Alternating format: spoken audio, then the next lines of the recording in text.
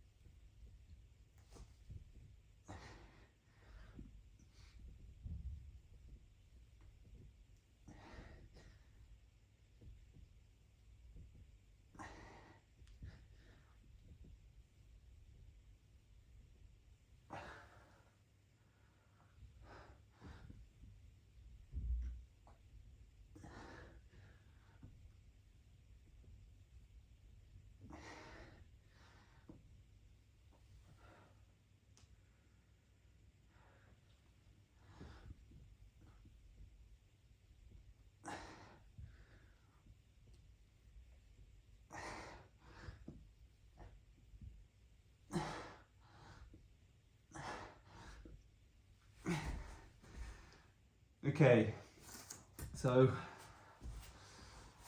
last few days I'm conscious that several of these sort of recordings aren't like a satisfying neat bow with a ribbon on top, because it tends to be just ramblings with no clear conclusion at the end, and that's because it's a reflection of different things I'm thinking about. And I think if stuff is fairly neat and sorted, it's probably not something I'm spending much time thinking about anymore.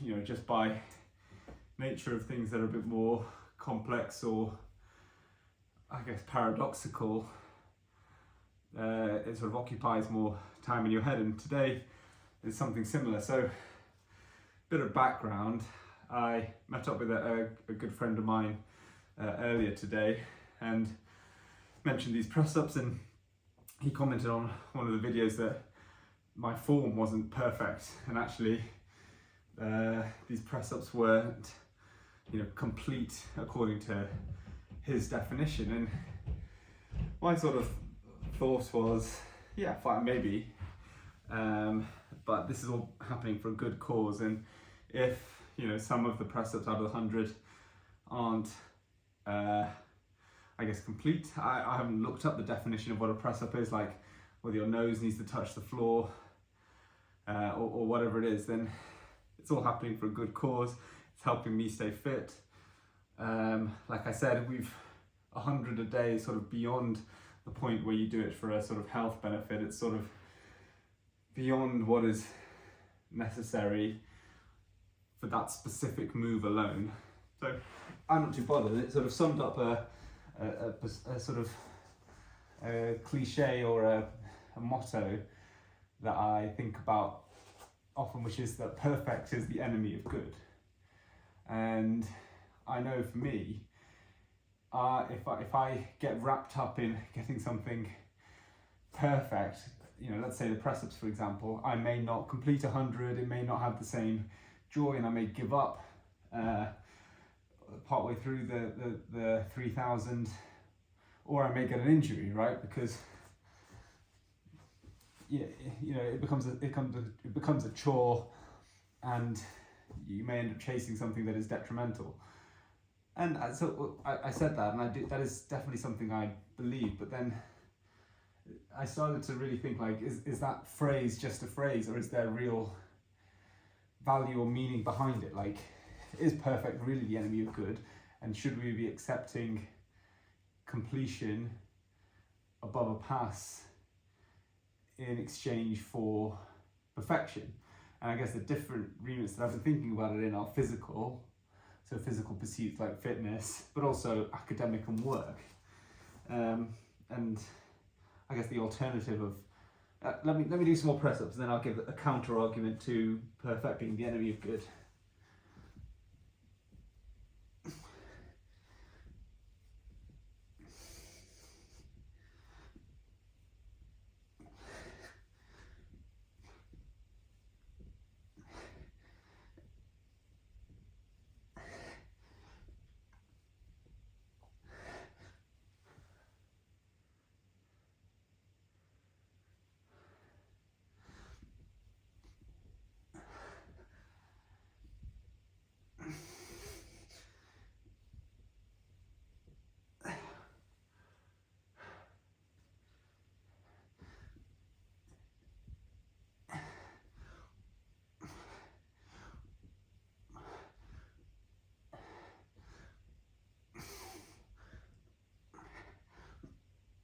Okay, 35, so up to 75. I guess immediately what came to mind was sort of my clinical work and academic work. And when you're writing a research paper that you want to publish, never is just good enough to actually get your final product out there, right? It will never be sufficient, and you need to be aiming for something close to perfect with the counter arguments, spelling, grammar, data, every question answered for a piece of research work to be published. Similarly, with cardiology procedures, you would very rarely accept just a pass as the final result when you're putting in a pacemaker or doing a procedure. Now, again, I don't want to say at all that chasing perfection and getting to perfection is the preferred outcome for either scenario. In academic work, if you are chasing a perfect answer, very rarely does science present itself with perfect resolution, like your data is never completely perfect, like all in a perfect line, or you will always have some questions that are left in your work. And similarly, when you're doing a procedure, you can often get yourself into trouble if you try and optimize, chase, prolonging, doing more procedural stuff, not lengthening out the case.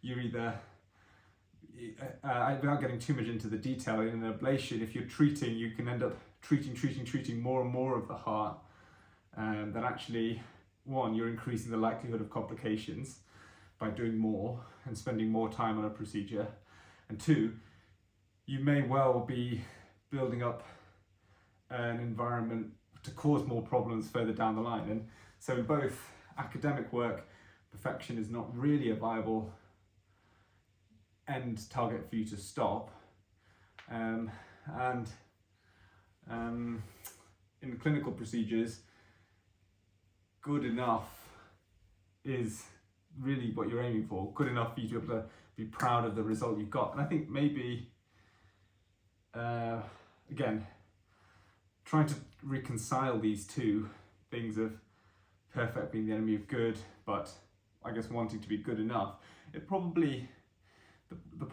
I think a better phrase is you should be good enough, and I think aiming for perfection is probably a good aim, but accepting good enough is probably the best outcome. So again, it's probably something I need to work on, the cliche of it, but I think with these press ups, with work, with everything, if you're aiming for perfection, so if I'm like, I don't go into these press ups thinking I'm going to do 80 good ones and 20 subpar ones every single morning evening now. In my head, I'm doing 100 good press ups, like they're all within criteria. And if some are subpar, on reflection, looking at the video, something I can watch and accept, and probably aim to do better next time without overkilling myself. And I think similarly for my academic work and for my clinical work, that's good. Like, you should go into the procedure or the paper knowing precisely what the perfect paper would look like, and if there are shortcomings in your academic work, that's what you should acknowledge as potential for future research or potential for alternative explanations to be there. And in clinical work, you should definitely know when you're trading benefit for risk. And I think that probably comes with experience, which, you know, I'm not there yet, and so still what I'm going to continue with my training to try and get a better appreciation for, and knowing when enough is enough. So something that I'll probably still try and flesh out in my mind over the rest of the course of the evening. But I think certainly one thing I've learned doing these recordings is these cliche catchphrases very rarely are a one size fits all, and actually you need to go away and adapt them to really get the most out of them. So yeah, I think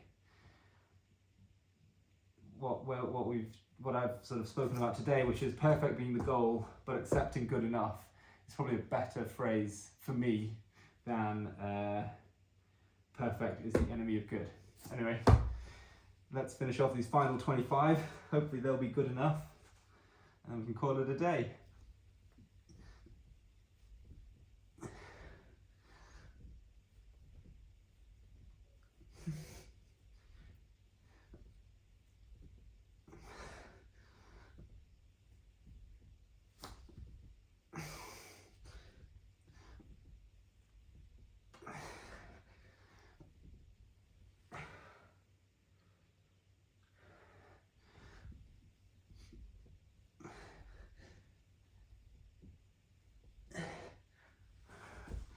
Alright guys, day 28 done. See you tomorrow in the morning.